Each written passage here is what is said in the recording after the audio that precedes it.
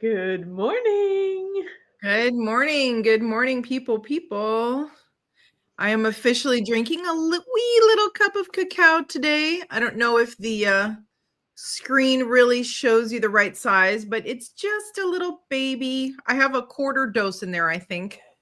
Oh, Yeah. and what is like? I see it's a beautiful handmade mug. Like, I couldn't see what are the patterns on there. It's like leafy. Oh yes. Oh, A aren't those little, like those are like ginkgo biloba? No. I don't know. It has like a little plate for it, but it's kind of neat. One of those things I picked up at the festivals I'm addicted to. And I I was gonna saw you say, got snow. I was gonna say Oh, it was the fall festival, which was just like 2 weeks ago, and now it feels like midwinter. it's It's winter. actually it's a great it's a great time where winter and fall collide. Because good morning. Oh, thanks, Kate. Oh my goodness. Yeah, there's snow on the ground, snow everywhere. But where the sun hits it, it's like melting immediately. So it's kind of just a little dusting. Very, very, very exciting. Very cold, but very exciting. I feel like Yesterday was like feels like 13, I think. I was like, is this a taste of what's to come? Because you know, um, growing up in the Midwest, I feel like the snow typically comes more towards the end of November. Like I would get excited. I would always ask, like, can we get some snow for Thanksgiving while I'm home? And usually Mother Nature would comply, but not always. And like growing up, I was always like, I would love snow for my birthday. Like that would be like my birthday present, Mother Nature, give me snow. Because it's so beautiful. And I'm not going to lie, like living in the North with winter, um, when you have that day after day of gray and cold, and it's like, where is the sun? Like that can get kind of like, ugh, I'm over it. But I really love all the gifts that Mother Nature has to share with us, and including a cattail in my face. but but it feels like it's really early for me that there's snow everywhere already, and so um, might not be so nice for all you Northerners, but if that means a cold winter for me here in Florida, I'm going to be so excited. Bust out the sweaters for sure. Um, Um, I don't know if this is just a little temporary cold and then I think it's supposed to be back in the 70s next week, if I'm not mistaken, or by this weekend or something like that. So I'm holding on to both wardrobes, layering professional, absolutely. Although I will in say I discovered God's gift to clothing, which is fleece lined pants. That right there is the most delicious thing I have ever experienced in my life. It's like being wrapped up in a blanket and being able to walk in it. It's phenomenal. I want to buy like 20 pairs, but they're so expensive. But they're so good. So good. I'm going to say that that is completely hilarious. I don't think under any circumstances would I be wearing anything fleece lined here in Florida. But the other thing that I have to mention on the show, and exactly at this moment, because we have 11 viewers right now on 11:11. And I don't know if are you one of those people, like, do you look at the clock when it's 11:11 and I noticed. Yeah, yeah, it happens. so it's just for everyone out there, all of our listeners, it's a very auspicious day, and just like tune in and receive that. And I I just want to remind everybody, because a lot of people think like, oh, I'm not intuitive. You're really intuitive, but I'm not intuitive. We are all intuitive. It's just we have to tune in and listen to all the information that's coming to us. And so I feel like on days like this, 11:11, it's an extra special day for like tuning in. And so if you're out there listening and you had this realization of like, oh wow, I did notice my intuition, tell us about it. I want to hear. I do think, honestly, like cold weather automatically makes you slow down. When you slow down, you notice more, you hear more, you see more. and you're kind of tuning in better, I remember when I was in French class in high school on a cold day like this, our teacher would pull out a shortwave radio and we would listen to French radio. But it only happened on the cold, crisp, clear days, because that's when the messages came through clearer, so take advantage of this, little cold snap and sit down for a minute and don't rush to be outside and, kind of just see if you can tune in, Absolutely. It's not always a burning bush. Sometimes it's, a falling leaf. So yeah, definitely though. I love it. Nice. So our topic for today is how to find your tribe and do what lights you up, and practical steps for living aligned. Sorry, a little brain glitch there, but and I know we've talked about this topic before, but it seems to be coming up, and then the other side of this too is like people that we worked with that don't necessarily live in Murphy, North Carolina, or live in Fort Lauderdale. They're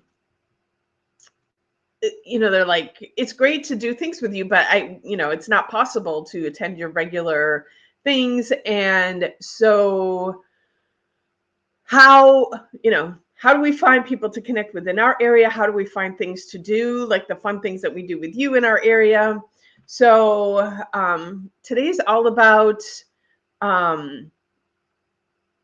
helping people find their tribe. And I think it's a great topic because you recently like completely relocated from South Florida to North Carolina, and so you had a huge, beautiful tribe here, but now you got to find new tribe up there. Like what kind of things have you been doing to find your people?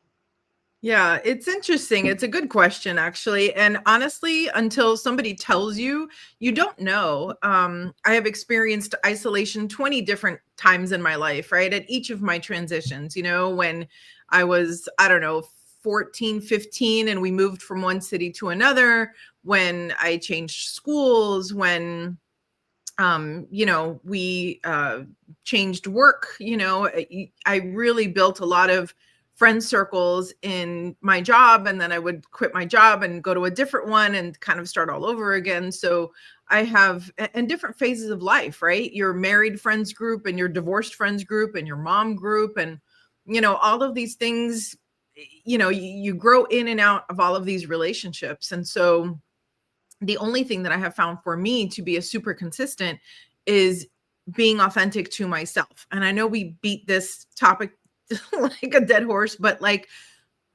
honestly, the more I do the things that I want to do, the more I hang out with people I want to hang out with, right? When I was into running and I decided to become a marathoner and I hung out with those marathoning friends, it was amazing. And when I was done marathoning and I was ready to be a mom, I needed my mom friends, like it was just different. And so to me, where you intentionally choose to spend your time is where you're going to find the people that you want to hang out with. That's just that's just how I see it, So it was the most exciting times I've had is when I took a leap and decided to try something new. And that's the real crux of it, is that you have to kind of get your strength up and be like, okay, I've never played tennis with other people, but I really love tennis. And so I'm going to try this, and I did that. I walked onto a tennis court. I probably looked ridiculous because everything was brand new, right? My shoes, my outfit, my racket. I was like, hi, I'm the new girl.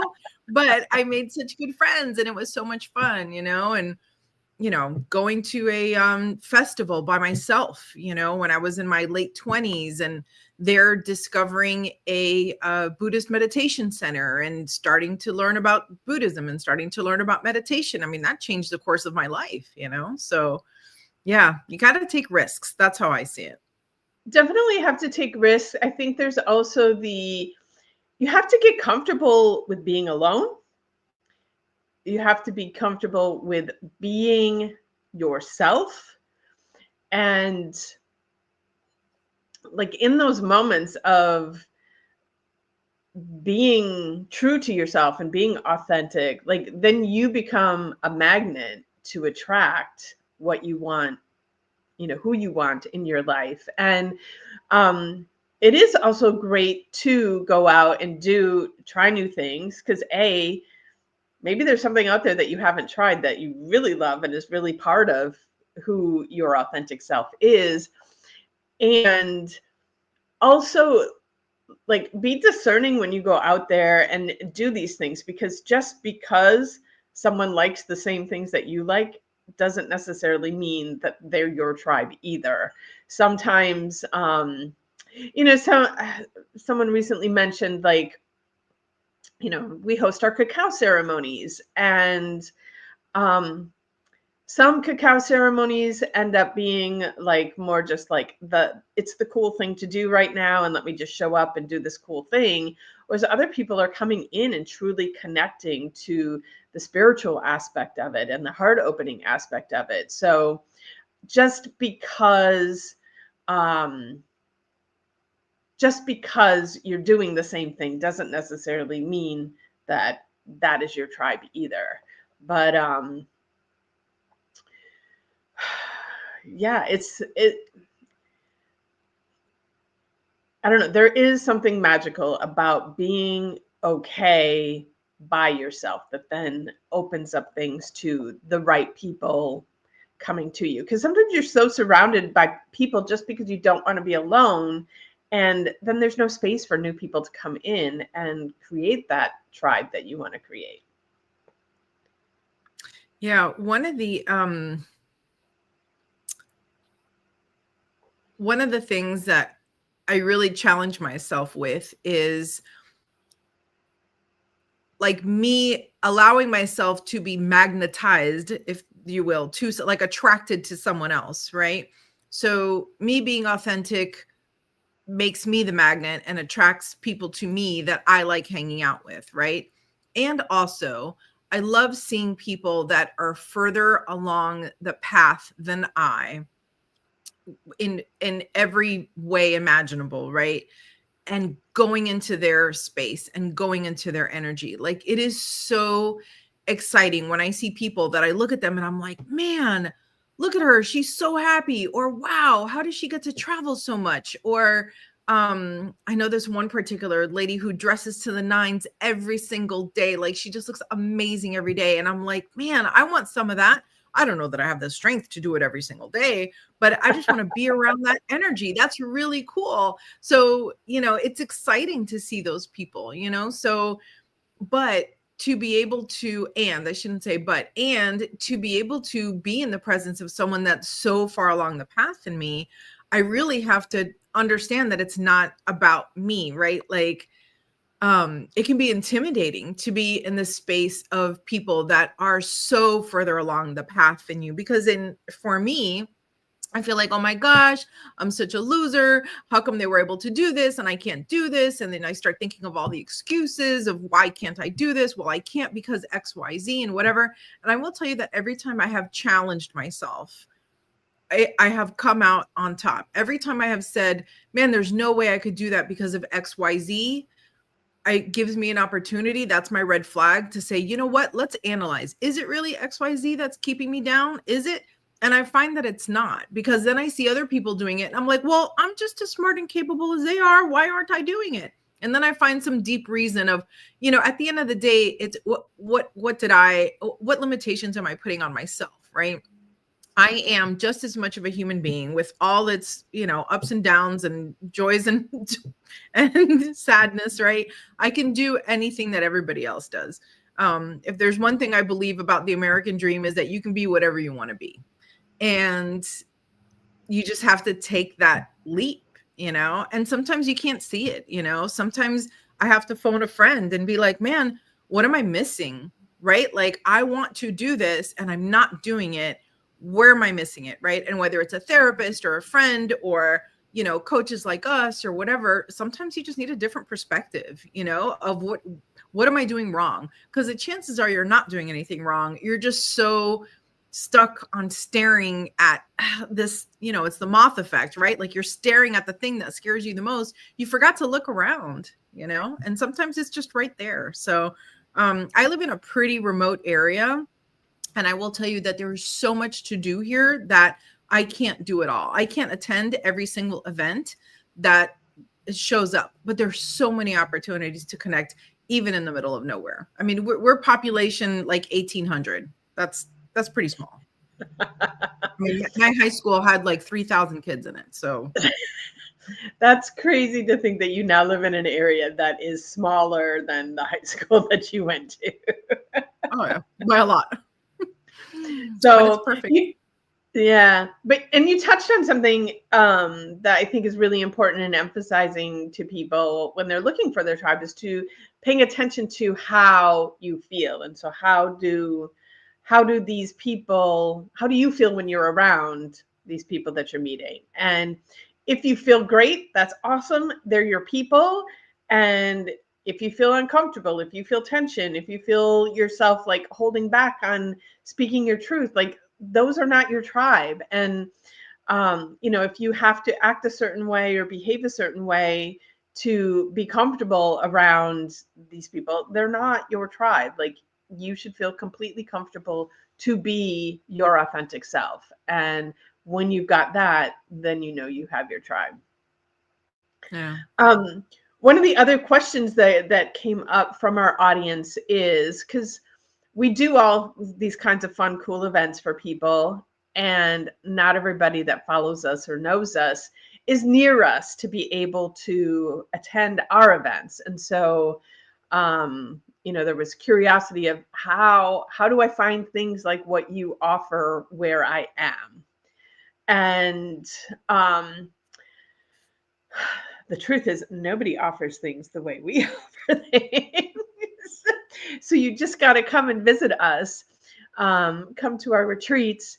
And from time to time we do things online. And so that's always a potential to join in that way. But like for me, because I am the spiritual person and I'm always looking to be connected to those kinds of activities. I don't use them as much, but I do know a lot of other people use them. Like Eventbrite and Meetup are like huge resources for what's going on. And then social media, Facebook has all its events. And I think, if you look and try and follow people in your area that are, even if they're not offering things, like sometimes I will see like a friend post, hey, is anybody else going to this thing? And it's like, oh, I didn't even know that thing was happening, but then I can check it out. And if you are looking for our kinds of things, like, no, we're not a yoga studio, we're not a metaphysical store, but the kinds of things that we offer are, back in the day before all the social media and those things, I would hang out at metaphysical stores because that's where my kind of people hung out, and they would have events. And so I would go to them and meet people. That's how I met my Egyptologist. And, we've been good friends. I think that's like 20 years ago now that I met her at a metaphysical store. And, and again, the other, I know it's nationwide. I don't know if it's everywhere. Like, I don't know if you've ever seen it anywhere near you, but Natural Awakenings, the magazine, is obviously full of more spiritual health and wellness kind of things. And so those are all really good resources that people can use to connect to the kinds of things that we do, the sound baths, the cacao ceremonies, the chakra balancing. Any tips I didn't mention that you can think of? Yeah, I was going to say, don't sleep on the chambers of commerce. I mean, chambers are usually one of the oldest organizations in any particular city. And even, here I probably belong to 5 different chambers. And I list all of my events in each of those chambers. And again, if it can be done in a small town, it can be done anywhere. So if you're anywhere in a large town, check out the Chamber of Commerce. Even if you yourself don't have a business, check out their community happenings, because they tend to be really good resources for everything that's happening in a town. And sometimes it's in the most unlikely places, like the festival that I mentioned that basically changed my life. It was at Murakami, and it was the Hatsume Festival. Like, it had nothing to do with meditation and Buddhism, but that's where I met the people that changed the course of my life. It's what I needed in that moment. So sometimes you think you're going to Renaissance Festival, and in there you find the community you're looking for. So chambers, definitely. And also get to know your town, in this. So in South Florida, the chamber provided a lot for me. We were so densely populated. There's a group for everything. You can pretty much find a group for something that you're interested in through Facebook, or TikTok or Instagram or whatnot. But here, this town is very Facebook based. So there are multiple groups that are called things happening in Murphy Mouth, Murphy and Friends, things like that. And so different businesses and practitioners and people, they post in there. And it's really interesting, because there was one post the other day that said, and I was so proud to see this. It said, use this post to list what you need and to list what you have to give. And so some people were like, winter is coming. I really need coats for me and my 2 children, size 8 and 10, whatever. And then someone else was like, I have that and I'm dying to get rid of it. And so it became this like swap meet online that just connected people. So that's how this particular community connects with each other, so get to know your own town and what's there. And again, who are the people that are leading that you're like, man, they're really cool. I want to go check that out, So yeah, those are 2 really big things that have really helped me. That, and patronize the places that you really love. There are certain stores here that just, I really love their vibe. And then when I get in and I meet the owners and I'm like, oh man, this is a really cool person. I want to hang out with them. And so I'm always popping in. I'm always checking in. Like, what do you got new? What's exciting? Like, what's going on? So that's another, and again, it doesn't have to be the witchy store. Do you know what I mean? Like, I have found plenty of a tribe in a library or in a home goods store or wherever, so that goes back to being authentic and doing what feels good for me, doing the things that I really love. Well, and I love that you mentioned the Chamber of Commerce, because that should have been top of my list, because that's how we met. But also, just to add on to that topic, like, I did the Chamber of Commerce many years ago, and I was a member of BNI for 8 years. And this past year, I decided it was time to shift and go, like, I need to meet new people. I need, to spread what we're doing. Like, more people need to hear my message. And so, and yes, we have men who participate in our activities, but obviously primarily we are female dominant in who consumes our material.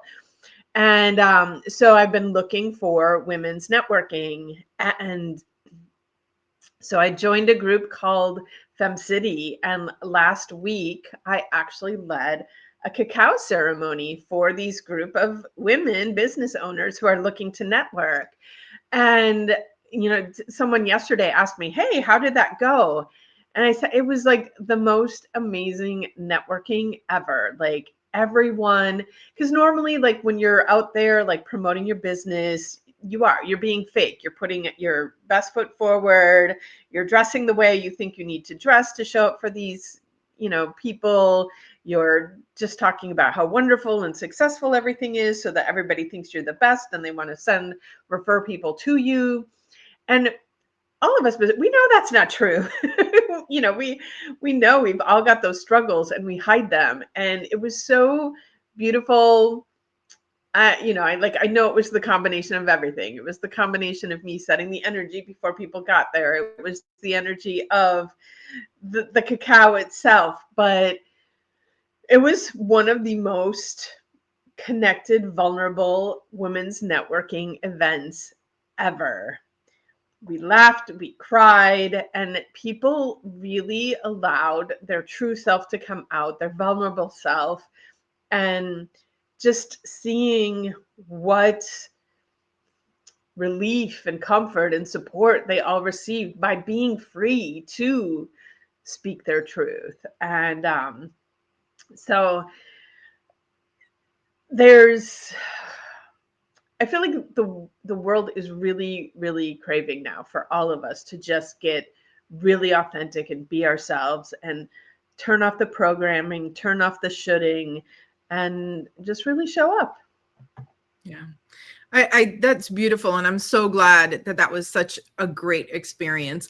I do think there's space for both, right? Because you can really believe in what you do and your product and, you know, what you're selling. And I do think that like showing up in a positive, happy way is good. And also the counterbalance to that is having those days where you can be like, man, I am hustling, but it's not working. What am I missing, guys? Like, what, you know, look at my business from the outside. What am I missing? You know? And I've had so many friends in that exact same situation, myself included, where I'm like, you know, just recently, maybe 6 months ago, I was like, that's it. I'm shutting it all down. It's all over, you know? And then my friends were like, what? Are you crazy? Da, da, da, da. And they gave me some different perspectives. And I was like, all right, let me see. And sure enough, I was able to redirect and, you know, now everything's back on a little, you know, routine the way I like it. So I'm like, okay, we're good. You know what I mean? But you have to be able to put both versions of yourself out there. And they're both true. You know, when I say that my business is good, when I say that I have good clients, when I say that I love what I do, that it changes lives, all that is very much true. And also there are days that I'm like, oh shit, it's winter is coming. Like, how's that going to affect my business? What do I need to worry about? How do I plan ahead for this? Right. And you need people to talk about that as well. So, but getting to that level of vulnerability does take a bit of familiarity, right? We don't just walk around town telling people all of our problems. So, you know, it's both, right? It's both. But at the end of the day, I think you, like you said, you have to figure out what feels good to you. I'll never forget the very first, it's a miracle I didn't dump all of this when I first started, but the very first networking event I went to, I can't even remember where it was. It was some restaurant on Las Olas. And it was literally people throwing business cards in my face, like not connecting with me, not asking me any questions, not giving me the time of day, just literally shoving a business card in my face. And I was like, oh my God, is this what networking is? Forget it. I will never do this. Like, this is the most inauthentic, gross thing I've ever been a part of. And then I found the chamber, and then I found my tribe, and then it, you know, it was beautiful. But you know, in your heart right away, does this style of hanging out appeal to me or not? You know, it doesn't, and it doesn't have to be business related. It could be anything, right? You might decide, I want to go to a painting class. And after 3 classes, you're like, I suck at this. I have no interest in doing this. Let me move on, you know, and that's okay. So redirect as necessary, listen to yourself. And as much as I want to say, like, trust the process and give it a chance, also know when to call it, when it's just not the right tribe for you. That's okay. And you might outgrow that tribe too. I mean, that has happened to me 1,000 times, you know, that I've had really good experiences and I'm like, that's been great. And I don't think there's anything left for me here. So I'm going to move on and try something different. And it's not bad. It's not quitting. It's just evolving. It's moving on. You know, I value every experience I've ever had. I just don't need to have all the experiences all the time for the rest of my life. So that's been a really nice way of developing my people. Yes. So just putting out there, like, this conversation today happened because of some requests from our audience. So if there's something out there that you would like us to talk about, you know, put it in the comments or send us a message. We love to be able to support what you need. That's what we're here for. We're here to help you. And, you know, you talked about like throwing in the towel.